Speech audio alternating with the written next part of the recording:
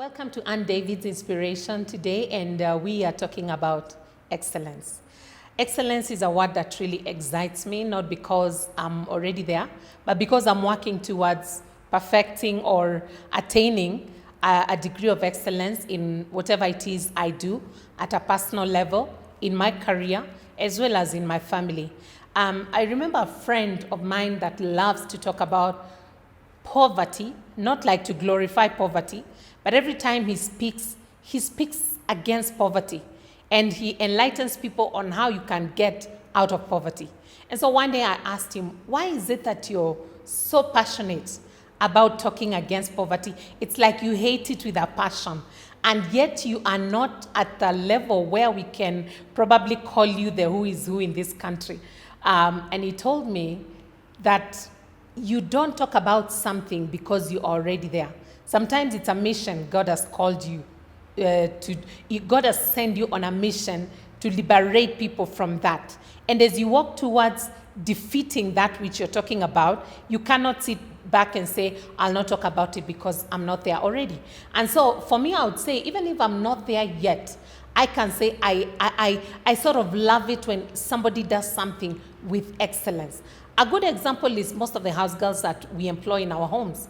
There's a house girl you can employ, and every 2 weeks you have to tell her, clean under the bed, wipe the window panes, do this and that. There's another one that comes, and 2 weeks after you've explained to her all that she needs to do, you will never talk again. In fact, every time you feel motivated to give her a pay rise quietly, and you're happy because she's doing an excellent job. She's outdoing herself. And maybe for some, they've never even gone for training. So that's what I'm talking about, being able to outdo yourself without being followed. So when we talk about excellence, it's basically a talent or quality that talks about being unusually good and surpassing ordinary standards. Look at the people that run. Look at the people that, are always called during presidential functions to sing. Of course, never mind that some of them may have connections and they know the right people, but clearly for you to be called to sing during a presidential function, there's a level of attainment you've gained as far as excellence is concerned. Look at the people that are called in events that are for the people I would call the creme de la creme. There's a way they have risen above the rest. So what I'm saying is, as much as I know that this world is not our home, before we leave this home that God has given us temporarily, then how can we make our lives better?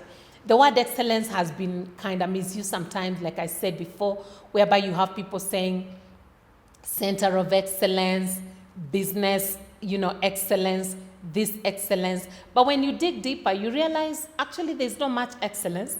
It's only that the word is being used to attract people towards that place. So let's seek to understand excellence from its meaning, and especially at a personal level. Now, as we talk about excellence, as we continue to talk about it, it's all about excellence is about being focused. I remember when I started typing, and if I use this example again, it's because maybe someone did not listen to the previous video. My fingers would stick in between the keys of the manual keyboard. I need to make you understand it was not the current laptops we have that are really soft on your fingers, but those old typewriters. And I remember my fingers would get stuck in between, and at some point I was like, do I really have to do this? But with time, I'll just type DEAR, D-E-A-R, and without even looking, I know where that is. So today, I actually don't even need to look at the keyboard when I am typing. It's amazing, but it came with practice, So I got focused 3 good months every day going for typing lessons. 3 months every day, 1 hour, except Saturday and Sunday. So if you quantify that, how many hours are those? It took it's several hours actually. If you try, you can calculate on your own. So it's basically being focused. Someone said, it involves having a razor-sharp focus to execute and accomplish what matters and what needs to get done in order to achieve greatness. So the other thing is, how do you apply yourself to the task that you seek to do? There are times you wake up and you don't feel like doing that, honestly. I'll not lie to you. And the moment you feel like, I don't feel like, I'll do it when I feel like, there's a way the system of this world never allows you to go out of your comfort zone. And many times you have to push yourself out of that comfort zone. The other thing is you need to stay on course and never lose sight of your end goal. So whatever it is that you want to do, what is your end goal?